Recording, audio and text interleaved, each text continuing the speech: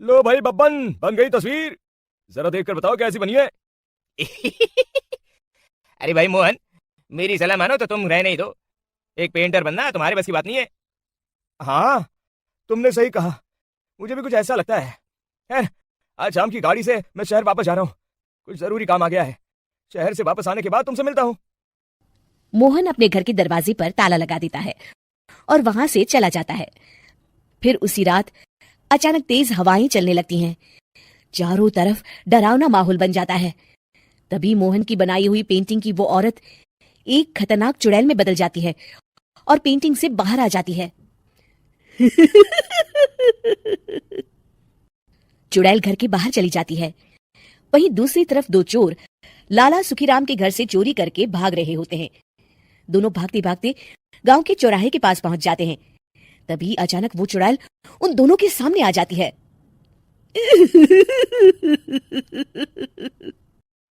अरे मर गया रे! ये चुड़ैल कहाँ से आ गई? अरे मैंने तो तुझसे पहले कहा था कि आज अमावस्या की रात है। आज हमें चोरी नहीं करनी चाहिए। हाँ भाई बिल्ला, तुमने बिल्कुल सही कहा। जरा इसकी दाल तो देखो, कितने बड़े हैं। चुड़ैल उन दोनों की तरफ बढ़ती है। अरे चुड़ैल दीदी, तुम चाहो तो ये सारे पैसे और जेवर ले लो, लेकिन हम दोनों को कुछ मत करना। पैसे और जेवर के लालच में तुम इंसान बिकते हो, हम चुड़ैल नहीं। तभी चुड़ैल उन दोनों चोरों को पुतले बना देती है। मैं किसी को नहीं छोड़ूंगी, अब कोई मुझसे नहीं बच सकता। चुड़ैल अपने अगले शिकार की खोज में वहां से चली जाती है। गांव की दूसरी ओर जाने पर चुड़ैल को हरिया, बिरजू और बब्बन दिखाई देते हैं। आज संडे है, आज कपिल शर्मा शो देखने का दिन है। जोर से बोलो। आज संडे है।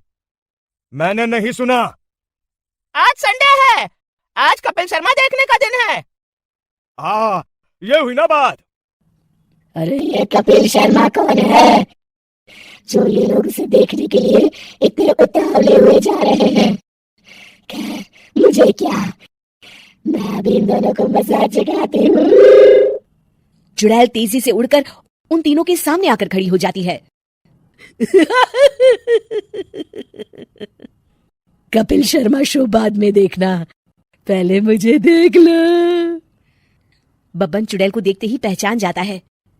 अरे ये तो तस्वीर वाली औरत के जैसी दिख रही है। मुझे अभी नहीं मरना है। अरे भागो रे! तीनों वहां से भाग खड़े होते हैं। बब्बन तो किसी तरह अपनी जान बचाकर वहां से भाग जाता है, लेकिन हरिया और बिरजू को चुड़ैल पकड़ लेती है और उन्हें पुतला बना देती है। फिर चुड़ैल बब्बन को पकड़ने के लिए उसका पीछा करती है, लेकिन बब्बन उसे कहीं नहीं दिखाई देता। अरे वो मोटा तो बड़ा तेज भागता है, शायद उस तरफ गया होगा। बब्बन एक दीवार के पीछे छुपकर बैठ जाता है और चुड़ैल उसके सामने से आगे निकल जाती है। बाल बाल बच गया। अगली सुबह बब्बन सभी गांव वालों को सारी बात बता देता है। फिर उस चुड़ैल के डर से रोज शाम होते ही पूरे गांव में सन्नाटा छा जाता था और कोई भी अपने घर के बाहर नहीं निकलता था। अरे ये क्या हो गया? इतनी देर से घूम रही हूँ, अभी तक एक भी आदमी नहीं मिला। अरे कहाँ मर गए सबके सब? चुड़ैल वहां से चली जाती है। इस तरह कुछ दिन बीत जाते हैं। फिर एक दिन मोहन गांव वापस आता है। बब्बन उसे बताता है कि उसकी बनाई तस्वीर से एक चुड़ैल बाहर आ गई है। मोहन समझ जाता है कि ये कोई आम कागज नहीं है।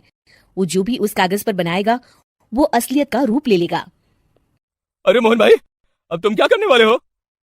मेरे पास एक बहुत बढ़िया तरकीब है। मैं इस कागज पर उस चुड़ैल की एक ऐसी तस्वीर बनाऊंगा जिसमें वो तपती धूप के नीचे खड़ी दिखाई देगी, और फिर जैसे ही सवेरा होगा वो चुड़ैल इस कागज से निकलकर बाहर चली जाएगी और सूरज की तेज धूप में जलकर राख हो जाएगी। मोहन बिल्कुल वैसे ही तस्वीर बना देता है और जैसे ही सवेरा होता है वो चुड़ैल कागज से निकलकर बाहर धूप में चली जाती है और सूरज की गर्मी बर्दाश्त नहीं कर पाती और जलकर राख हो जाती है। ये मुझे क्या हो रहा है? मैं सूरज की रोशनी बर्दाश्त नहीं कर सकती। मेरा पूरा शरीर जल रहा है।